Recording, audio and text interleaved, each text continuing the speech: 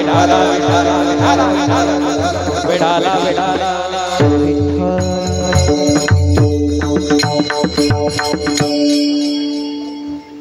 इहलोकीचा देह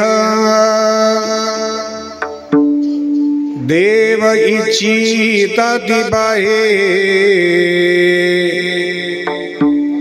धन्यामी जन्म आलो दास विठोबाचे झालो आयुष्याच्या साधने सच्चिदानंद पदवी घेणे धन्य आम्ही जन्म आलो दास विठोबाचे झालो तुका म्हणे पावटणी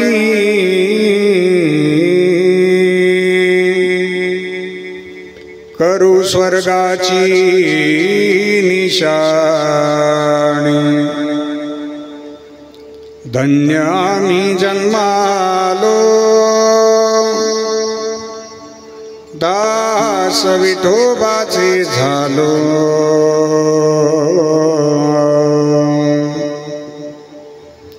समचरण सरोजम सांद्रनीलांबुदाभं जगन्निहितपाणिं मंडनं मंडनाना तरुण तुलसीमाला कंदरं कंजनेत्रं सदयधबलहासं विठ्ठलं चिन्तयामि सर्वमंगलमांगल्ये शिवे सर्वार्थसाधिके शरण्ये त्र्यंबके गौरी नारायणी नमोस्तुते लोकाभिरामं रणरंगधीरं राजीवनेत्रं रघुवंशनाथं कारुण्यरूपं करुणाकरन्दं श्रीरामचन्द्रं शरणं प्रपद्ये कलावज्ञ जीवोद्धरारथावतारं कलङ्कङ्कतेजोदिकामोदिवक्त्रं खलानीशवादापणोदार्हदक्षं समाधिस्तमृतिं भजे ज्ञानदेवं नमो सद्गुरु तुकया ज्ञानदीपा नमो सद्गुरु सच्चिदानंद रूपा नमो सद्गुरु भक्त कल्याण मूर्ति नमो सद्गुरु भास्करा पूर्ण कीर्ति गंगा विशुद्धं नितपादस्पर्शं सरोवेष्टितं चुंबितं पुण्यस्थानं सराले स्थितं तं समाधिस्थमूर्तिं नमामि गंगागिरिजियोगिराजं तपोज्ञान वैराग्य भक्ति स्वरूपं सदालंकृतं साधु संन्यासयोगं मुखे अस्य वेदांत शास्त्रार्थनीतिं नमो नारायण गिरिं ब्रह्मस्वरूपं सम्पाद्य ज्ञानं च विधाय भक्तिं विलोकितोऽयेन समाधिराजः वैराग्यवन्तं सुविचारयुक्तं नमामि जोगं शिरसा गुरुन्तं शरदिन्दु समाकारे परब्रह्मस्वरूपिणी वासरापीठनिलये सरस्वती नमोस्तुते जयांचे केली स्मरण होय सकळ विद्येंचे अधिकरण तिची बंधू श्रीचरण श्री गुरूंचे ती नमस्कारोनी आता सेवे लागी सेवक झालो तुमच्या लागलो निज चरणा तुमच्या लागलो निज चरणा तुमच्या लागलो निज चरणा लागी सेवक झालो तुमच्या लागलो निज चरणा तुमच्या लागलो निज चरणा तुमच्या लागलो निज चरणा स्वामी तुकया देवा यावरी न करावा वैरू यावरी न करावा स्वामी तुकया देवा यावरी न करावा स्वामी तुकया देवा यावरी न करावा स्वामी तुकया देवा यावरी न करावा यावरी न करावा वैरू यावरी न करावा स्वामी तुकया देवा यावरी न करावा यावरी न करावा सेवेलागी सेवक झालो तुमच्या लागलो निज चरणा तुमच्या लागलो निज चरणा तुमच्या लागलो निज चरणा सेवेलागी सेवक झालो तुमच्या लागलो निज चरणा तुमच्या लागलो निज चरणा तुमच्या लागलो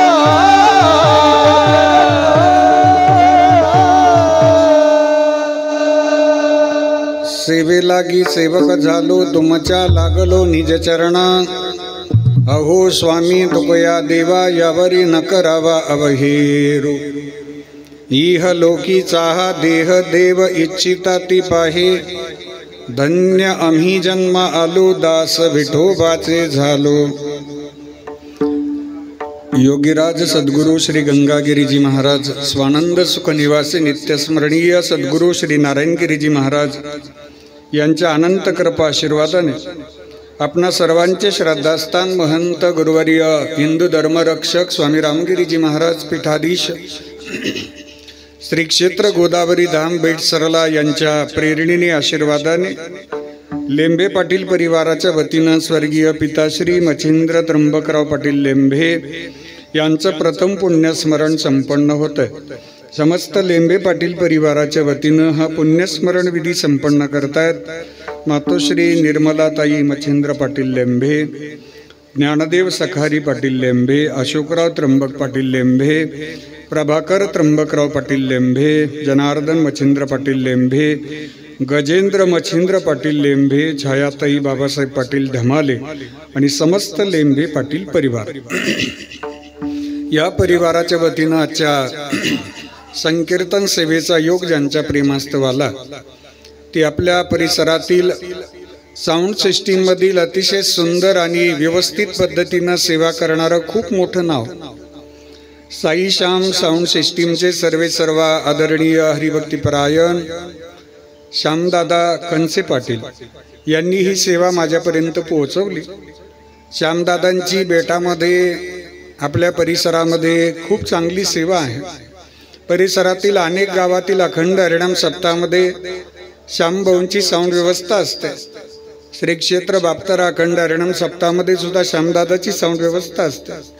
अगदी शून्यातून सर्वसामान्य परिवारातून आपल्या व्यवसायामध्ये गरुड झेप घेणारा व्यक्तिमत्व म्हणजे श्यामभाऊ आहेत। आमच्या सर्व गुणीजन महाराज मंडळींवर श्यामभाऊंचं प्रेम आहे। सर्व महाराज मंडळींवर खूप श्रद्धा आहे, बेटावर खूप श्रद्धा आहे आणि बेटाचा आशीर्वाद घेऊनच महाराष्ट्रामध्ये एक चांगली साऊंड सिस्टीम म्हणून नावारूपाला आलेली साऊंड व्यवस्था म्हणजे आमच्या श्यामदादांची साऊंड सिस्टीम आहे। श्यामदादाला वंदन आहे, त्यांचे मित्र उपस्थित आहे। सुंदर साऊंड सिस्टीम ऑपरेटर आमचे मुकुंद दादा म्हैस आहे, तेही उपस्थित आहे। ही लेकरं खूप चांगल्या पद्धतीनं संप्रदायात आपला व्यवसाय करतात, सेवा करतात आणि बेटामध्ये ज्यावेळी ही साऊंड सिस्टीम घेऊन येतात त्यावेळी व्यवसाय म्हणून अजिबात येत नाही। अगदी बेटाला सेवा समर्पित करणं हा प्रामाणिक उद्देश ठेवून श्यामदादा असेल, मुकुंददादा असेल फार चांगली सेवा करतात आणि ज्याची खरी सेवा त्याच्या भय काय जीवा। बेटामध्ये जो निस्वार्थ भावाने सेवा करेल ना त्याला सद्गुरू गंगागिरीजी महाराजांचे आशीर्वादच प्राप्त होतात। एक चांगलीच पद्धतीनं सेवा करतात। अगदी छोटे पद्धतीनं यांनी व्यवसाय सुरू केला। 8 चॅनलच्या मिक्सर पासून मी श्यामभाऊला पाहतो, मुकुंददादाला पाहतो। दशक्रिया विधीच्या प्रवचनाला आमच्या वारंवार भेटी होत असतात. जेव्हा परिसरातील दशक्रिया विधी असतो त्यावेळी ही मंडळी आवर्जून असतात. छोट्यातलं छोटं बॅटरी आणि मिक्सर आणि मशीन घेऊन ही मंडळी व्यवसायात आली. आणि आज मला सांगायला आनंद वाटेल की महाराष्ट्रामध्ये जेवढे चांगल्या साऊंड सिस्टीम आहेत त्यांच्यामध्ये श्यामभाऊचं आणि मुकुंददादाचं नाव घेतलं जातं. ही आपल्या दृष्टीनं फार अभिमानाची गोष्ट आहे. आपले लेकरं मोठे झाले पाहिजेत, आपल्या लेकरांना चांगल्या पद्धतीची सेवा करता आली पाहिजे, हाच आपल्या परंपरेचा चांगला उद्देश आहे. सद्गुरू गंगागिरीजी महाराजांच्या परंपरेचा हा उद्देश आहे. म्हणून चांगल्या पद्धतीचं काम करतात, सेवा करतात. दोघांनाही वंदन आहे. सेवेकरता उपस्थित मृदंगाचार्य आपल्या बेटाचं वैभव, ज्यांनी गुरुवर्य महंत श्री गुरु रामगिरीजी बाबांकरता स्वतःचं पूर्ण जीवन समर्पित केलंय, ते हरिभक्तीपरायण आमचे ज्येष्ठ गुरुबंधू हरिभक्तीपरायण मृदंगमणी विक्रमजी महाराजांना वंदन आहेत. त्याचबरोबर गायनाचार्य आमचे ज्येष्ठ गुरुबंधू बेटाकरता स्वतःचं जीवन समर्पित करणारं व्यक्तिमत्व हरिभक्तीपरायण गोरखजी महाराज जाधव महाराजांनाही वंदन आहे. माझे जिवलग मित्र, माझ्यावर भावासारखं प्रेम करणारे व्यक्तिमत्व भजन सम्राट हरिभक्तीपरायण अनिलजी महाराज ओंद्रे उपस्थित आहेत. महाराष्ट्रामध्ये ज्यांचं गाणं अतिशय आदरानं ऐकलं जातं, आपण ज्यांच्या ताना ऐकल्यानंतर खूप फ्रेश वाटतं, अतिशय चांगलं आणि अभ्यासपूर्ण गाणं ज्यांचं आहे ते हरिभक्तीपरायण भजन सम्राट रावसाहेबजी महाराज वेताळ महाराजांनाही वंदन आहे. आपल्या परिसरामध्ये बेटाची श्रद्धेनं सेवा करणारे व्यक्तिमत्व हरिभक्तीपरायण कैलासजी महाराज तुरकणे महाराजांनाही वंदन आहे. विठ्ठलजी महाराजांना वंदन आहे. बाप्तारा भजनी मंडळाचे मार्गदर्शक आदरणीय हरिभक्तीपरायण प्रभाकरजी महाराज हिंगे दादांनाही वंदन आहे. श्री क्षेत्र लाख गंगा भजनी मंडळाचे मार्गदर्शक हरिभक्तीपरायण गोरखजी महाराज तुरकणे महाराजांनाही वंदन आहेत. उपस्थित श्री क्षेत्र बाप्तारा भजनी मंडळ उपस्थित आहेत. विनेकरी बाबा आहेत. आदरणीय हरिभक्तीपरायण धुमाळ महाराज आहेत. आपल्यालाही वंदन आहे. श्री क्षेत्र चांगदेव नगर भजनी मंडळाचे मार्गदर्शक आणि माझ्यावर स्वतःच्या मुलासारखं प्रेम करणाऱ्या व्यक्तिमत्व हरिभक्तीपरायण बाळासाहेबजी महाराज सांबारी उपस्थित आहेत. भजन सम्राट हरिभक्तीपरायण दिलीपजी महाराज उपस्थित आहेत. आपण सर्वजण चांगदेव नगर भजनी मंडळ, बाप्तारा भजनी मंडळ, पुंतांबा भजनी मंडळ, लाख गंगा भजनी मंडळ सगळ्यांना अंतःकरणापासून श्रद्धेनं वंदन करतो. समोर बसणारी सर्व पाहुणी मंडळी, आपण सर्वजण श्रद्धेनं या परिवाराच्या दुःखामध्ये सहभागी झालात त्याबद्दल आपल्या सगळ्यांप्रती कृतज्ञता व्यक्त करतो. श्री क्षेत्र बाप्तारा आणि बाप्ताऱ्यामध्ये जे हनुमानजी महाराजांचं मंदिर उभं राहिलं त्या मंदिराकरता खूप परिश्रम घेणारे व्यक्तिमत्व आदरणीय गोरख अण्णांना सुद्धा वंदने. बरं, अण्णांनी फार परिश्रम घेतले. मला आपल्याला सांगायला आनंद वाटेल की जी मंडळी बेटा करता, जी मंडळी मंदिरा करता, जी मंडळी समाजा करता, जी मंडळी संप्रदाय करता, स्वतःचं जीवन समर्पित करतात, त्यांचं या व्यासपीठावरून कौतुक झालं पाहिजे. अण्णा 3 महिने घरीच गेले नाही. म्हणजे घरी गेले असतील तरी मंदिराचाच ध्यास घेतला त्यांनी. 2 वर्षापासून अण्णांनी कोणतंच घरचं काम पाहिलं नाही. खूप चांगलं मंदिर आहे. आपल्यालाही आवाहन करतो, ज्यावेळी आपण या परिसरात बाप्ताऱ्याला जाल त्यावेळी आमच्या मंदिराला अवश्य भेट द्या, नजर लागावं. अतिशय सुंदर मंदिर बांधलेलं आहे. गुरुवारी बाबांची आज्ञा झाली आणि खूप चांगल्या पद्धतीचं मंदिर उभं राहिलं. आपल्यालाही वंदन आहे. शेतकऱ्यांचे नेते आदरणीय धनंजय दादा धोरडे पाटील, आपल्याला सुद्धा वंदन. बरं, बेटामध्ये फार मोठी सेवा, गुरुवर्य बाबांचा शब्द ज्यांना प्रमाणे आणि केंद्रीय मंत्रिमंडळ असेल, राज्याचं मंत्रिमंडळ असेल, धनंजय भाऊंचा शब्द अजून कधी खाली आलेला नाही. बेटाच्या प्रगतीमध्ये, बेटाच्या विकास कामामध्ये धनंजय भाऊ धोरडे पाटलांचा सिंहाचा वाटा आहे. आपल्याला सुद्धा वंदन करतो आणि सेवेला प्रारंभ करतो. मस्तक हे पायावरी, मस्तक हे पायावरी, मस्तक हे पायावरी, मस्तक हे पायावरी, करी संतांच्या वारकरी संतांच्या, वारी करी संतांच्या, करी संतांच्या, मस्तक हे पायावरी, वारकरी संतांच्या, वारकरी संतांच्या, वारकरी पायावरी, वारकरी संतांच्या, वारकरी संतांच्या, या वारकरी हो. मस्तक हे पायावरी, वारकरी संतांच्या, मस्तक हे पायावरी, वारकरी संतांच्या, वारकरी संतांच्या, वारकरी संतांच्या, हे पायावरी, वारकरी संतांच्या, वारकरी संतांच्या, वारकरी संतांच्या, वारकरी संतांच्या, वारकरी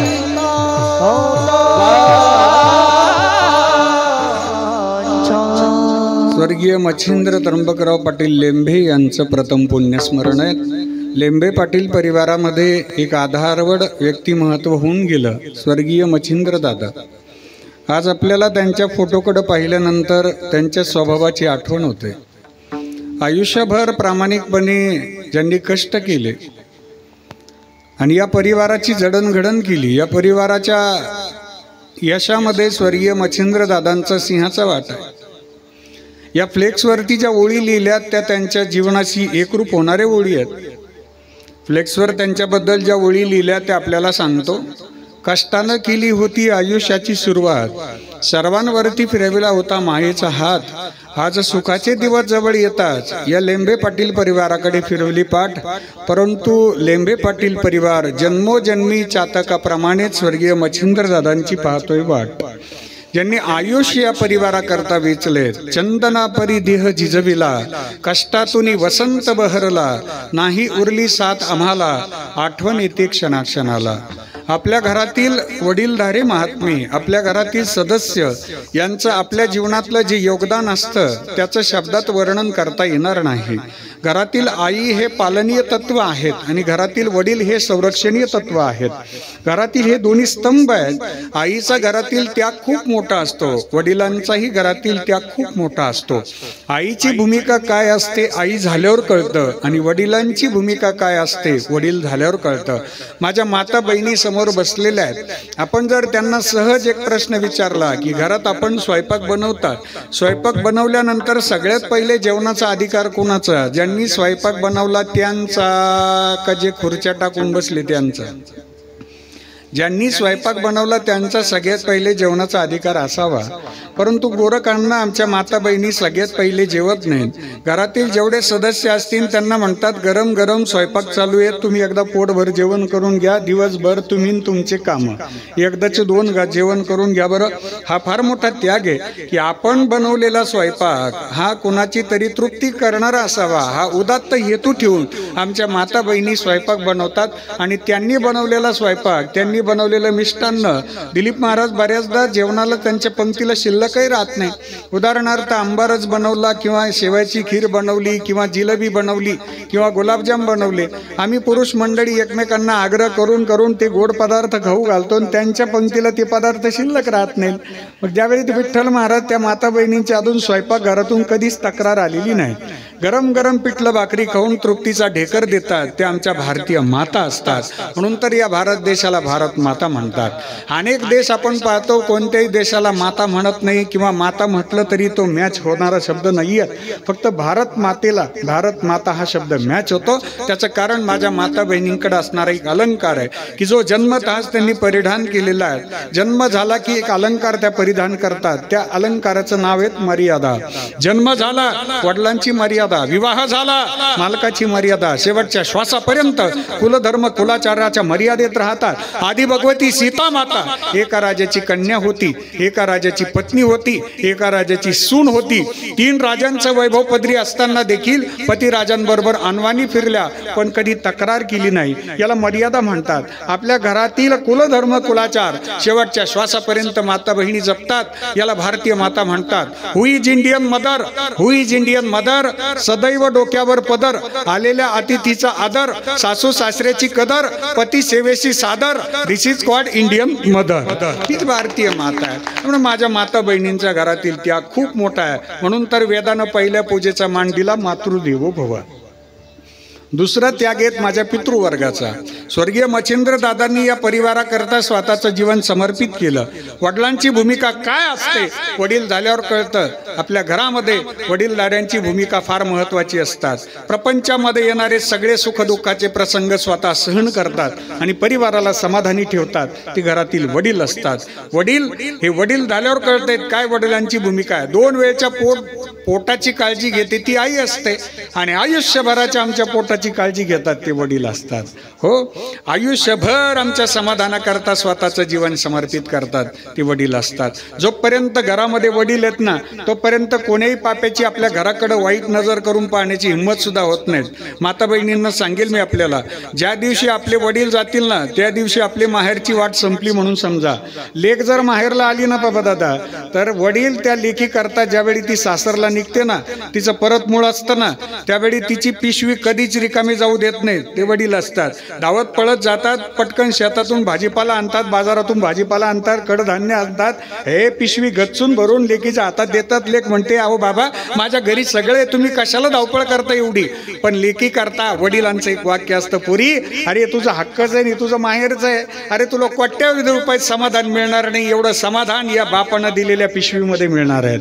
जेव्हा वडील निघून जाणार आहेत ना, तेव्हा आमच्या माता बहिणींचं माहेर मात्र संपणार आहेत. आणि ज्यावेळी मुलगी नांदायला जाते ना, त्यावेळी घरातील प्रेम मात्र संपून जात असते. गड्या घरातील पंथी असते, ती आमची लेक असते, आमच्या माता बहिणी असतात. घराला घर पण देणाऱ्या आमच्या माता बहिणी असतात. म्हणून या सगळ्यांना जपणं, या सगळ्यांची सेवा करणं, हाच आमचा खरा धर्म आहे गड्या. आणि या विज्ञानानं आजपर्यंत सगळ्या गोष्टी कैलास महाराज आम्हाला दिल्यात, की गेलेली वस्तू परत घेता येते. ट्रॅक्टर जुना झाला परत घेता येईल, गाडी जुनी झाली परत घेता येईल, कपडे जुने झाले परत घेता येईल, पण गेलेली व्यक्ती जुनी झाली की ती परत आणता येत नाही.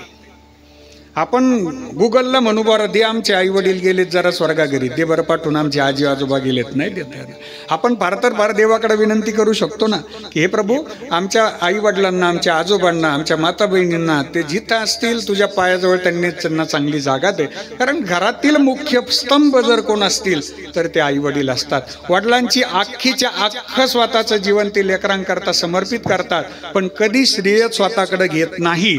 आपुली कुरबंडी वाळवोणी आपुली कुरबंडी, वाळवोणी आपुली कुरबंडी, वाळवोणी आपुली कुरबंडी. हो बाप करी जोडी लेकुराचे मोडी, आपुली कुरबंडी वाळवोणी आपुली कुरबंडी वाळवोणी. बाप करी जोडी लेकुराची जोडी, आपुली कुरबंडी वाळवोणी, आपुली कुरबंडी वाळवोणी.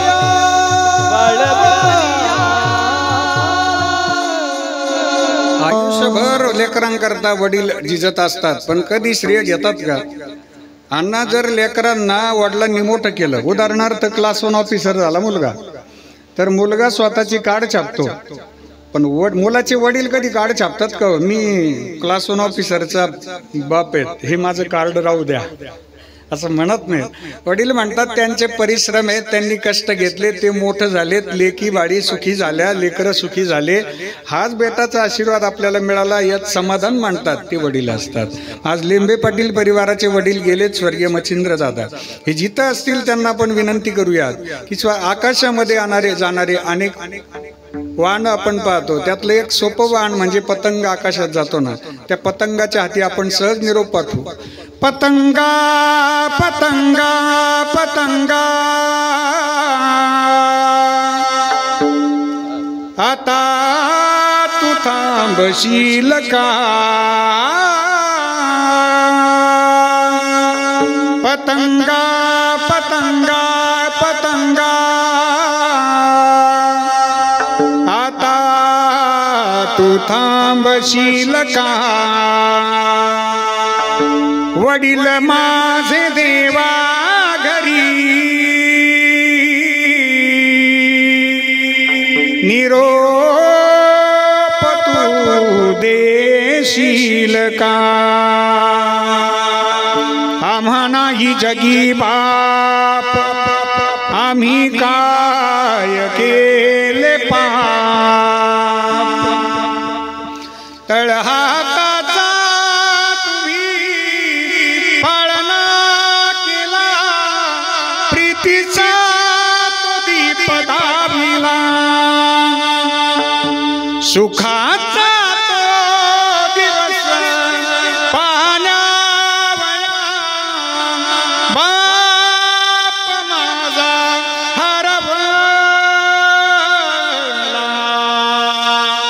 हरवला, हरवला.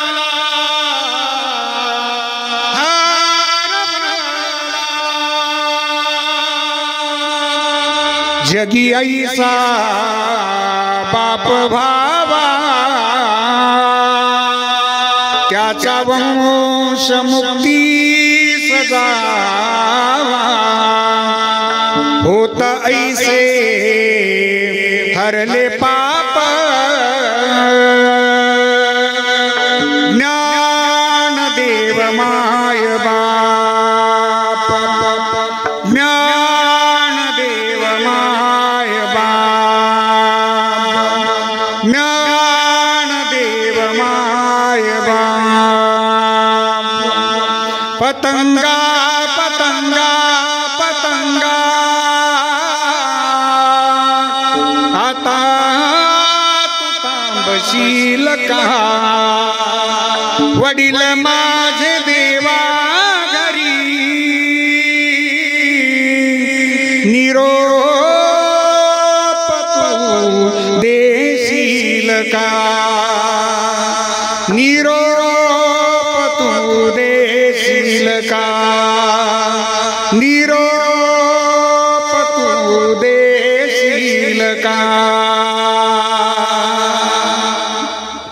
आपली आई आपले वडील आपली आजी आजोबा जिथं असतील आपण त्यांच्याकरता सद्गुरू गंगागिरीजी महाराजांना विनंती करू योगीराज सद्गुरू चांगदेव महाराजांना विनंती करू गुरुवर्य श्री गुरु नारायणगिरीजी बाबांना विनंती करू की आमचे वडीलधारे जिथं असतील ना स्वर्गीय मच्छिंद्र दादा जिथं असतील ना लेंबे पाटील परिवाराच्या वतीनं आज जे नियोजन त्यांनी केलं ना आज स्वर्गीय मच्छिंद्र दादांच्या आत्म्याला शांती मिळण्याकरता ही हरिकीर्तन सेवा आहे आणि या संपूर्ण नियोजनाचा आनंद आणि अभिमान खऱ्या अर्थानं स्वर्गीय मच्छिंद्र दादांना आहे दादा देवाला म्हणत असतील देवा आयुष्यभर कमावलेली श्रीमंती या धर्म मंडपामध्ये मला पाहायला मिळाली जेवढे माणसं जपले होते जेवढे पाहुणे जपले होते ते सगळे मला निरोप द्यायला हजर आहेत गड्या माझ्या जन्माचं सार्थक झालं याजसाठी केला होता अट्टहास याजसाठी केला होता अट्टहास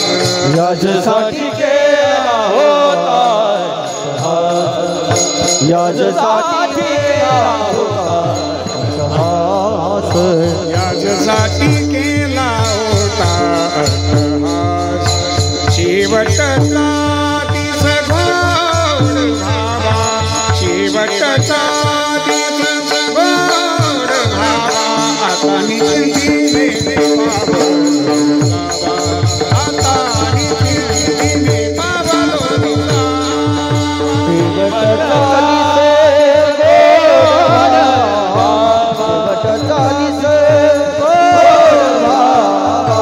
आता निश्चिंतीने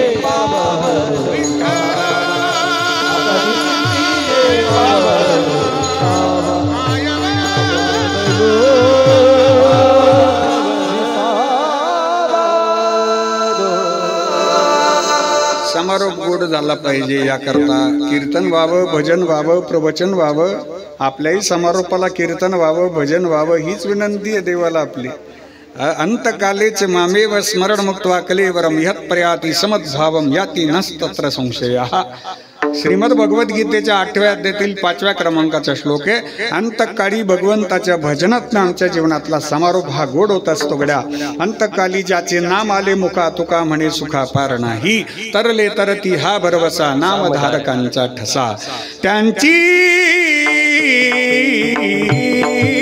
सरलीर झाड त्यांची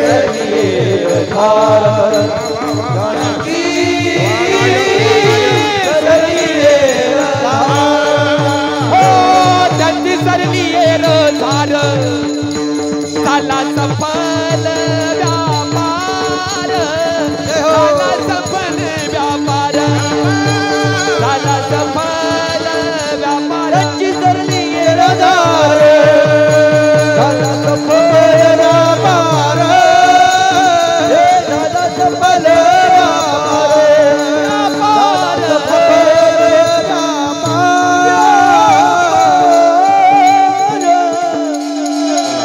आयुष्यभर भजन करणारी मंडळी आहे. त्यांच्या जीवनामध्ये त्यांचा समारोप हा गोड पाहायला मिळतो, भव्य पाहायला मिळतो. जगद्गुरु श्री संत तुकाराम महाराजांनी तुमच्या माझ्या देहाला भाग्यवान देह असं वर्णन केलेलं आहे. या अभंगामध्ये 4 प्रकारची भाग्य आपल्याला पाहायला मिळतात 4 चरणांमध्ये. सगळ्यात पहिले भाग्य असं आहे की या सृष्टीमध्ये अनेक जीव मात्र जन्माला येतात. पशु काय पाप पुण्य जाणती उत्तम मध्यम भोग भोगती काही एक उपजताची मरती बहिर अंध होती पांगुळमुखी. अनेक जीव मात्र जन्माला येतात. त्या सगळ्यांमध्ये जर सगळ्यात हुशार बुद्धिमान देह जर कोणता असेल, जबाबदार देह जर कोणता असेल तर तो मनुष्य देह आहे. गुरुवर्य बाबा सांगत असतात की या सृष्टीमध्ये गोरकांना अनेक सगळे प्राणी आहेत ना, त्या सगळ्यांमध्ये जबाबदारी जर कोणावर असेल तर ती मनुष्य देहावरती आहे. म्हणून हा देह बाकीच्या देहांपेक्षा एक विशेष प्रगल्भता घेऊन आलाय आणि ती प्रगल्भता म्हणजे ज्ञान. आणि कहे ज्ञान नाही कोठे आणि कहे ज्ञान नाही आणि कहे ज्ञान नाही कोठे आणि कहे ज्ञान नाही कोठे देही खडे देवाचे भजन आणि कहे ज्ञान नाही कोठे आणि कहे ज्ञान नाही देही खडे देवाचे भजन आणि कहे ज्ञान नाही कोठे आणि कहे ज्ञान नाही कोठे नाही कोठे.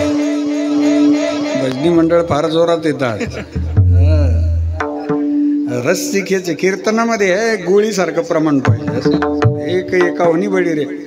आज 3 गायनाचार्य आहे भजनी मंडळ बापतारेचं तयार आहेत, मृदंगाचार्य आहेत. हो बरं, ती एका आखड्यातले असल्यामुळं टेन्शनच नाही. मग एका आखड्यातले बाकी सांगायची गरज नाही. ते त्याच्या इशारा 3 टट्टू फोकावर असं जगद्गुरूंनी वर्णन केलेलं. हा याला त्याच्या घोड्यात 2 प्रकार राहतात. घोड्यात 2 प्रकार आहेत. एक तेज राहतो पा, त्याला नुसता माशी जरी बसली ना तरी सहन होत नाही त्याला अंगावर, त्याला तेजा इशारती म्हणतात. त्या मालकाला फक्त इशारा केला ना ते शर्यतीत गावतो पा. हो, आणि टट्टू फोकावरी दुसरं आहे त्याचं फक्त खाणं बसणं. तो मालकानं किती आर्याट वाचा हाले ना डोले ना गेला काय ते कळे ना. सगळे तेज मंडळी आहेत, सगळे बेटामध्ये सेवा करणारी सगळे गुरुबंधू आहेत. जरी जागा बदललेली असली तरी हे सगळे मी यांच्यामध्येच भजन शिकलेलो आहे. याची देही घडे देवाचे भजन आणि काही ज्ञान नाही कुठे. चला पुढं. बाकीच्या देहामध्ये ते ज्ञान नाही जे ज्ञान इथं आहेत. म्हणजे सार असार धर्म अधर्म नीती अनिती पाप पुण्य चांगलं वाईट कळण्याचं ज्ञान, हरिपाठ गीता श्रीमद भागवत हे कळण्याचं ज्ञान हे मनुष्य देहात आहे. सगळ्यात महत्त्वाचा मुद्दा आहे का बाकीच्या देहांमध्ये पशु पक्ष्यांमध्ये आनंद व्यक्त करता येत नाही, आपल्याला आनंद व्यक्त करता येतो. बाकीच्या पशु पक्ष्यांमध्ये आनंद झालेला सांगताच येत नाही, पण तुम्हाला मला मात्र आनंद झालेला सांगता येतो. इतरांना दुःख सांगता येतं, इतरांना सुख सांगता येतं. म्हणून हा दिव्य देह जो तुम्हाला मला मिळाला त्या देहाची अपेक्षा स्वर्गामध्ये आणि स्वर्गीचे अमर स्वर्गीचे अमर स्वर्गीचे अमर इच्छिताती देवा स्वर्गीचे अमर इच्छिताती देवा स्वर्गीचे अमर स्वर्गीचे अमर स्वर्गीचे अमर इच्छिताती देवा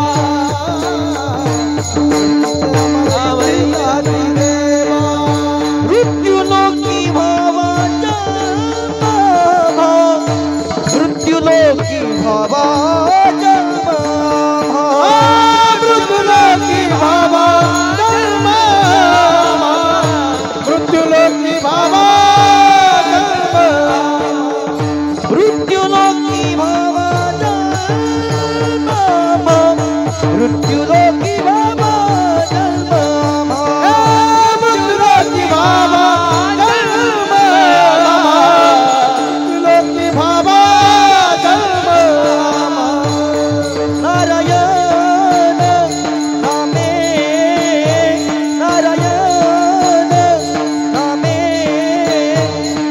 नारायण नामे होऊ जीवन मुक्त नारायण नामे होऊ जीवन नारायण नामे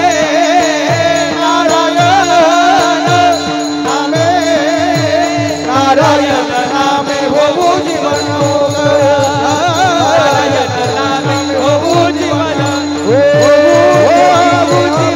इच्छिता देव मृत्यू लोकी भावा जन्मा मृत्यू लोकी भावा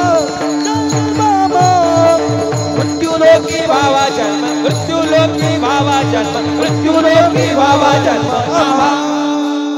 टाळी वाजवा महाराज मंडळी करता जोरात काम आहे सगळं स्वर्गीचे अमर इच्छिताती देवा मृत्यूलोकी वावा जन्मा स्वर्गामध्ये जे अमर आत्मा आहे ते म्हणतात मृत्यूलोकात आम्हाला जन्म मिळाला पाहिजे. वैकुंठामध्ये सुद्धा चर्चा आहे ज्या सुखा कारणे देव वेडावला वैकुंठ सोडोनी संत सदनी राहिला. जगद्गुरु सुद्धा म्हणतात नको वैकुंठीचा वास आहे तया सुखा नाश अद्भुत हा रस कथा काळी नामाचा. देवा ऐके ही विनंती मज नको रे ही मुक्ती तया इच्छा गती हेची सुख आगळे. कोणतं सुख भजनातून संतांच्या सेवेतून अन्नदानातून जे सुख मिळणार आहेत ना ते सुख ना वैकुंठात आहे ना स्वर्गात. ऐका बरं का स्वर्गामध्ये जर भजन झालं असतं तर स्वर्गात सप्ताह झाला असता आणि स्वर्गात सप्ताह झाला असता तर स्वर्गातली एखादी तारीख आली असती आपल्याला. वैकुंठामध्ये नियोजन झालं असतं तर मग एखादी तारीख आली असती ना आपल्याला. आमचे विक्रम बाबा फार श्रद्धेनं सेवा करतात. नियोजनाची चांगली नजर असलेले महाराज आहेत ते. खूप चांगली सेवा आहे. जर स्वर्गात भजन नाही वैकुंठात भजन नाही वैकुंठात अन्नदान होत आहेत पण भजनातून अन्नदान होत नाही. भजनातून जे अन्नदान आहेत ते सद्गुरू गंगागिरीजी महाराजांच्या अखंड हरिनाम सप्ताहात आपण पाहतो. लेने को हरिनाम देने को अन्नदान तरणे को लीनता और डूबने को अभिमान. आणि विशेष म्हणजे समाजसेवा ही स्वर्गात वैकुंठामध्ये घडत नाही आहेत. त्यातून जो आनंद मिळतो तो आनंद या मृत्यू लोकात आहेत. म्हणून स्वर्गातील आणि वैकुंठातील चर्चा माझे जगद्गुरू श्री संत तुकाराम महाराज आजच्या अभंगाच्या पहिल्या चरणात वर्णन करतात.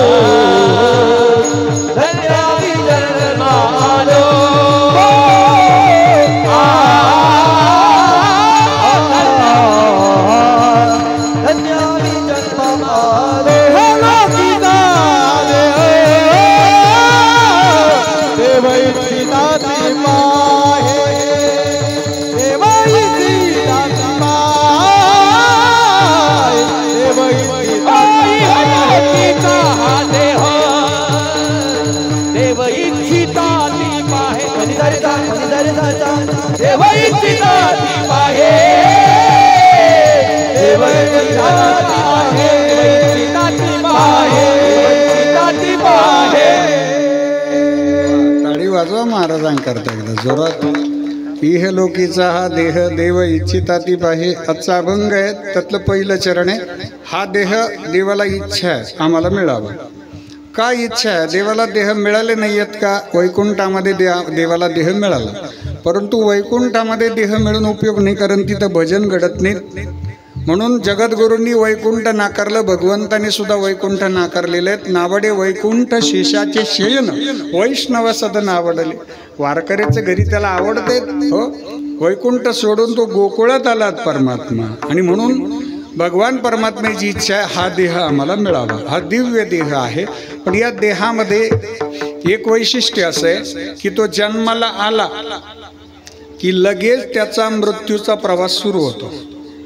जन्माला आल्याबरोबर त्याचा मृत्यूचा प्रवास सुरू होतो जन्मा आले बाळ त्याची वाट पाहे काळ तुम्ही माफ करा मला आपल्या सगळ्यात जवळचा मित्र जर कोण असेल तर तो आपला काळ आहे काळ घडी घडी काळ घडी घडी काळ घडी घडी काळ वाटया पाहे हा घडी घडी काळ घडी घडी काळ घडी घडी काळ वाटया घडी काळ घडी घडी काळ घडी घडी काळ वाटयाची पाहे घडी घडी काळ घडी घडी काळ घडी घडी काळ वाटयाची पाहे अजून किती आहे अवकाश अजून किती आहे अवकाश घडी घडी काळ घडी घडी काळ वाटयाची पाहे घडी घडी काळ घडी घडी काळ घडी घडी काळ वाटयाची पाहे घडी काळ घडी घडी काळ घडी घडी काळ वाटयाची पाहे हो घडी घडी काळ घडी घडी काळ घडी घडी काळ वाटयाची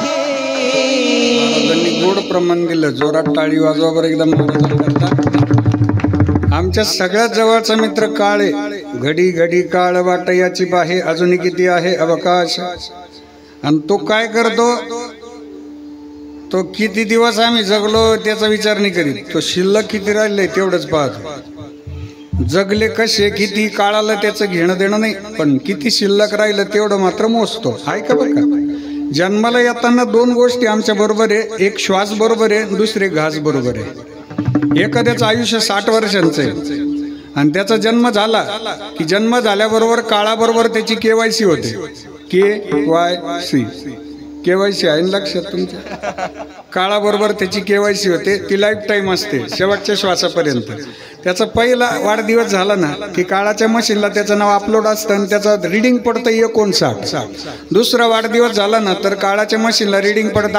58 तिसरा वाढदिवस झाला ना 57 चौथा वाढदिवस झाला ना 56 पाचवा वाढदिवस झाला ना 55 10वा वाढदिवस झाला ना 50 20वा वाढदिवस झाला ना 40 30वा वाढदिवस झाला ना 30 40वा वाढदिवस झाला ना 20 50वा वाढदिवस झाला ना 10 51 9 52 8 53 7 54 6 55 5 56 4 57 3 58 2 59 1 संपलं आयुष्य हा काळाचा महिमा आहे मोजताना या पद्धतीनं मोजतोय तुम्हाला मला मिळालेला देह कितीही सुंदर असू द्या शेवटी त्याला नेणारा मित्र ठरलेला आहे देह जाईल देह जाईल देह जाईल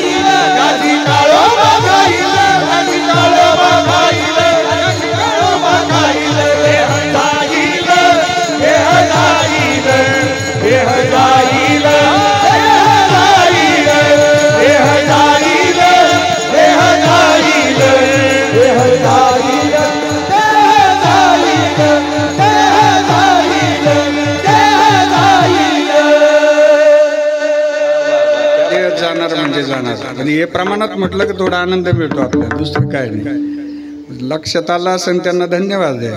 भोग सरल सुख येईल दिस जातील. चला, देह जाणार म्हणजे जाणार, त्याचा मालक ठरलेला आहे. पण ऐका आता दुसऱ्या चरणाचा पूर्वार्ध, दुसऱ्या चरणात प्रवेश करू आपण. आपल्याला बरोबर 12:30 वाजता थांबायचे. 15च मिनिटामध्ये अभंगाचा भाव पूर्ण होईल आणि भैरवीसह आपल्याला थांबायचे. लक्षपूर्वक ऐका. आपल्याला या देहात आनंद तेव्हाच मिळतो जेव्हा हा देह दास्यत्व स्वीकारतो. जर दास्यत्वानं आयुष्यभर आपण राहिलो तर आपल्याला आनंद मिळतो. मला एका प्रश्नाचं उत्तर द्या. ऐका ऐका. आपल्या घरामध्ये सगळ्यात जास्त लाड लहानाचे वाट्या का मोठीचे? मी बसू खाली मा राग येत असेल तुम्हाला तर. सगळ्यात जास्त लाड लहानाचे वाट्या. मोठ्याचं कसं आहे, मोठ्याला त्याला समजून सांगितलं जातं घरातून, तो लहान आहे त्याला कळत नाही अजून. पण तुला कळत ना सगळं. एका मोठ्या महात्म्याचं वाक्य सांगू तुम्हाला, लक्षपूर्वक ऐका. वाक्य कळलं? हो. मोठ्याला कायदा आहे आणि लहान्याला फायदा आहे. विठ्ठला विठ्ठला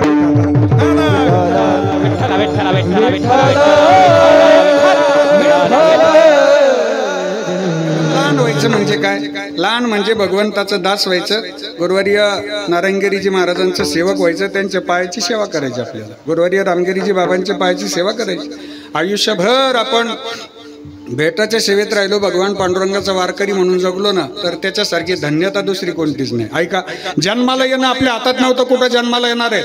जन्माला येणं आपल्या हातात नव्हतं, कुठं जन्माला येणार आहेत? पण देह ठेवताना मात्र आपल्या हातात आहे आपल्याला देह कसा ठेवायचा आहे. जन्माला येताना माहीत नव्हतं आपण बेटाची सेवा करू, पण देह ठेवताना सद्गुरू गंगागिरीजी महाराजांचा वारकरी म्हणून देह ठेवला ना, तर त्याच्यासारखा भाग्यवान वारकरी या जगात दुसरा कोणताच नसेल. माझे जगद्गुरु श्री संत तुकाराम महाराजांनी वर्णन केले तर आम्ही धन्य झालो. आयुष्यभर भगवंताचं दास्यत्व केलं. अभंगाचं दुसरं चरण.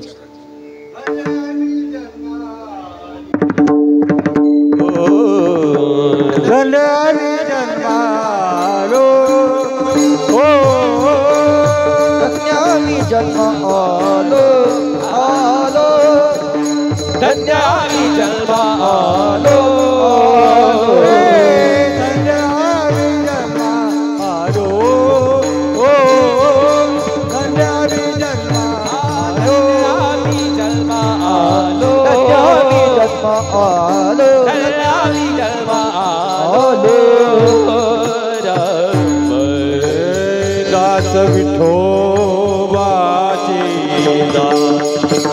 दास विठोबाचे झालो धन्यानी जन्मालो. ओ धन्यानी जन्मालो. दास विठोबाचे झालो. दास विठोबाचे झालो. धन्यानी जन्मालो. विठोबाचे झालो. आपलं जीवन धन्य होतं भगवंताच्या भजनानं. आपलं जीवन धन्य होतं संतांच्या सेवेनं. म्हणून माझे जगद्गुरूंनी वर्णन केले, आम्ही धन्य झालो. आता दास्यत्व कसं असावं याकरता एक प्रसिद्ध उदाहरण सांगतो.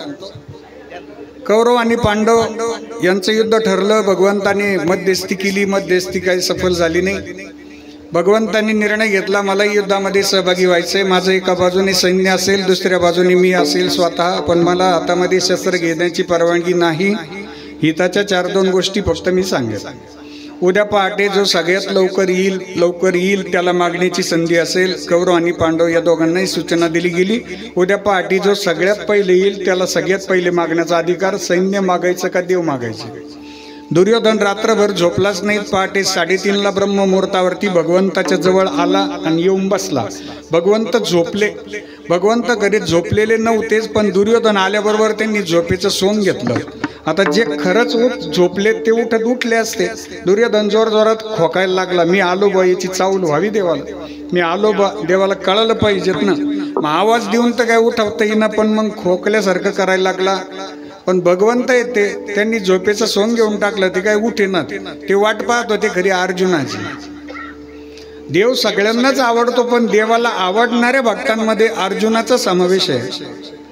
बाबा सगळ्यांनाच आवडतात, पण बाबाने आपली आठवण काढावी असं कार्य आपल्या हातनं घडलं ना, आणि बाबाच्या मुखातून जर आपली आठवण निघाली ना, तो क्षण म्हणजे आपल्या जीवनातला सगळ्यात श्रीमंत क्षण आहे. सेवा सगळे करतात, पण गुरुवर्य बाबांनी मालकाने आपली आठवण काढावी याच्यापेक्षा काय मोठेपण असावं. आपल्या जीवनातला सगळ्यात श्रीमंत क्षण आहे.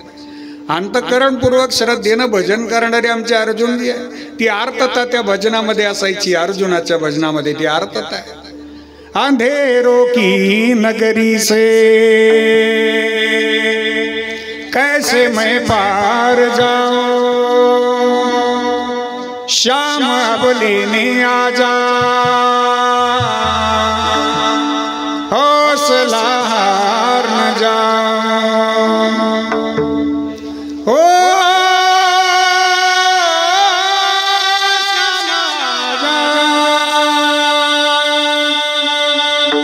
तीनों बाण के धारी, तीनों बाण चलाओ ना, मुश्किल में दास तेरा अब जल्दी आओ ना.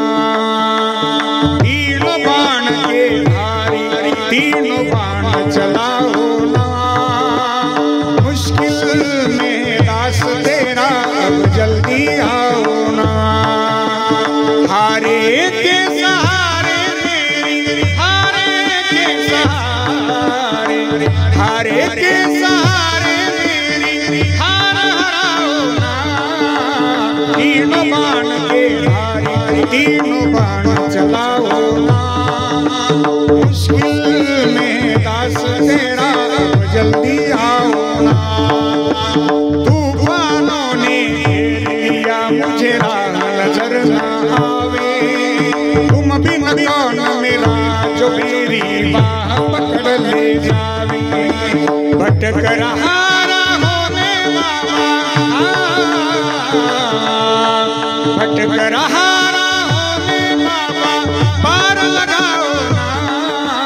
तीनों बाण के धारी, तीनों बाण चलाओ ना, मुश्किल में दास तेरा अब जल्दी आओ ना. तीनों बाण के धारी, तीनों बाण चलाओ ना, मुश्किल में दास तेरा अब जल्दी आओ ना. किसको रिश्ते गिनवाओ, किसे जात बताओ मैं, क्या क्या जख्म दिए जग में किसे हाथ दिखाओ मैं. बिन पूछे ये श्याम हमारा,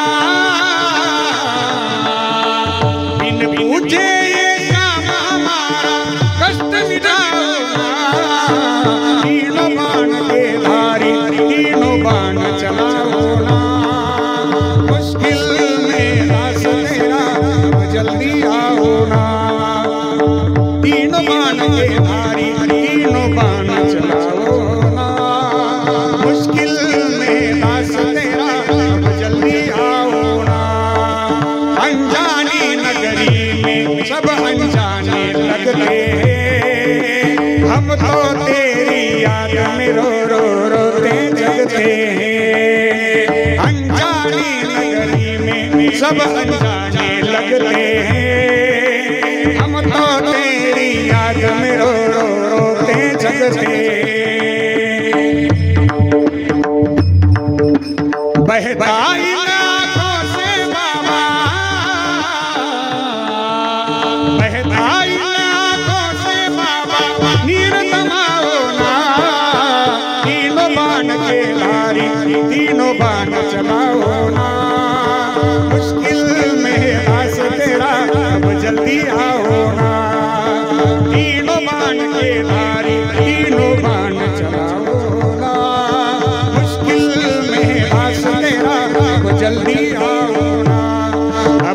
जल्दी आओ ना, अब जल्दी आओ ना।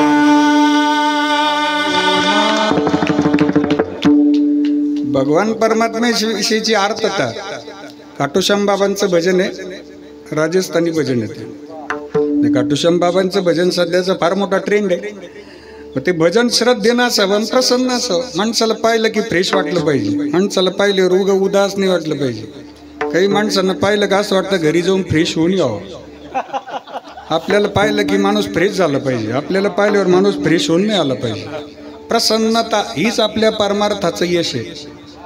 प्रसन्नता, प्रसन्न असं माणसाने हो, नाराज नसावं. भजनात कीर्तनात प्रवचनात तर अजिबात नाराज नसावं. नाराज व्हायला फार जागा आहेत घरी. इथं कीर्तनामध्ये फ्रेश राहणं यात धन्यता आहे. धन्य आम्ही जन्म आलो दास विठोबाशी झालं. ऐका बरं का, आता अर्जुनजीचा फार गोड दृष्टांत. एवढा दृष्टांत बाप्तारेकरांनो, पंतांबेकरांनो घरी घेऊन जा. फार गोड दृष्टांत आहे.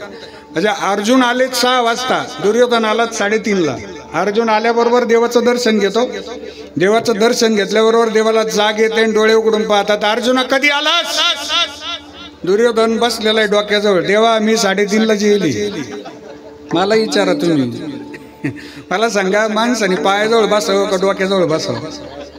हा, तुझे पायी सुख सर्व आहे. देवाच्या पायाजवळ बसावं, बाबांच्या चरणाची सेवा करावी, चरणाजवळ असावं. हो, देखुनी तुमचे चरण निवांत राहिले म्हण, आता कोठे धावे मन तुमचे चरण देखील. हो, चरणाची सेवा आहे. मग दुर्योधन म्हणे मी 3:30ला आलो, मला पहिले मागायचे. मग दुर्योधनाने मागितलं की मला तुमचं पूर्ण यादवी सैन्य पाहिजे. भगवंत तथास्तु म्हटले. दुर्योधन निघून गेला. अर्जुनाला इतका आनंद झाला, अर्जुनाच्या चेहऱ्यावरचा आनंद गगनात मावेना. त्यावेळी भगवंतानी विचारलं, अर्जुन अरे दुर्योधन तो सारा माखन ले गया, तेरे पास तो सिर्फ झाज बची है. दुर्योधन सगळं लोणी घेऊन गेला, तुला फक्त ताक शिल्लक ठेवलं. मी एकटाच तुझ्या बाजूने, मला शस्त्र हातात घ्यायचं नाही, फक्त हिताच्या 4-2 गोष्टी सांगायच्या आहेत. मला काय करशील युद्धात सोबत ठेवून, तू काय करणार आहेस? तुला एवढा आनंद झाला? अर्जुनाचं उत्तर प्रसाद म्हणून घरी घेऊन जाता जाता अर्जुन म्हणतात की दुर्योधन तो सारा माखन ले गया, लेकिन माखन चोर को मेरे पास छोड़ के चला गया. जरी सगळं घेऊन गेला तर विश्वाचा मालक माझ्या बरोबर आहेत ना. धन्य आम्ही जन्म आलो, दास विठोबाचे झालो. किती दिवस थांबायचे आपल्याला माहीत नाही, पण आयुष्य हे साधन आहे. आयुष्याच्या साधने सच्चिदानंद पदवी घेणे. सच्चिदानंद पदवी म्हणजे नेमकी कोणती पदवी गड्या? की भजनाद्वारे आमची भगवंताच्या दरबारात जी स्थान, जी जागा प्राप्त होते ना, त्याला म्हणतात तुका म्हणे पावटणी करू स्वर्गाची निशाणी. धन्य आम्ही जन्म आलो, दास विठोबाचे झालो. उपस्थित सगळी पाहुणी मंडळी, भजनी मंडळ सगळ्यांच्या वतीनं आमचे श्यामदादांनी ही सेवा माझ्यापर्यंत पोहोचवली. श्यामदादाला धन्यवाद आहे. लेंबे पाटील परिवारानं सुंदर नियोजन केलं. आदरणीय वैजापूर तालुक्याचे सभापती सन्माननीय प्रभाकर दादा धुर्डे पाटील उपस्थित आहेत. रवींद्र दादा सामाजिक कार्यकर्ते रवींद्र दादा धुर्डे पाटील ते उपस्थित आहेत. आमचे स्नेही बेटाचे निष्ठावंत भक्त धनंजय दादा उपस्थित आहेत. आपल्यालाही वंदन आहे. उपस्थित आमचे सगळे महाराज मंडळींना, भजनी मंडळींना अंतःकरणापासून लेंबे पाटील परिवाराच्या वतीने धन्यवाद देतो आणि थांबतो. विठोबा रखुमा हो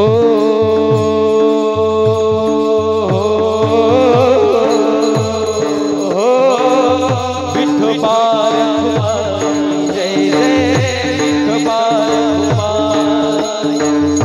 विठोबा रखुमाई जय जय विठोबा रखुमाई विठोबा रखुमाई जय जय विठोबा रखुमाई.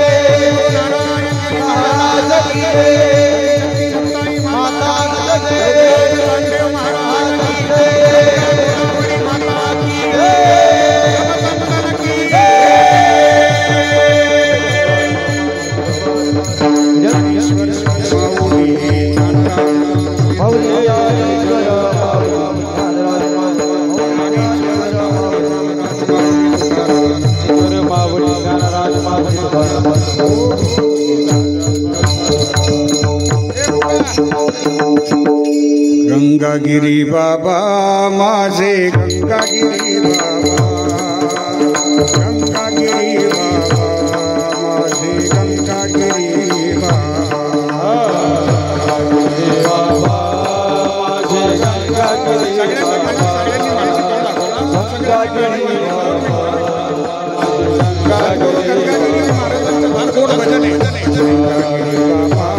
माझे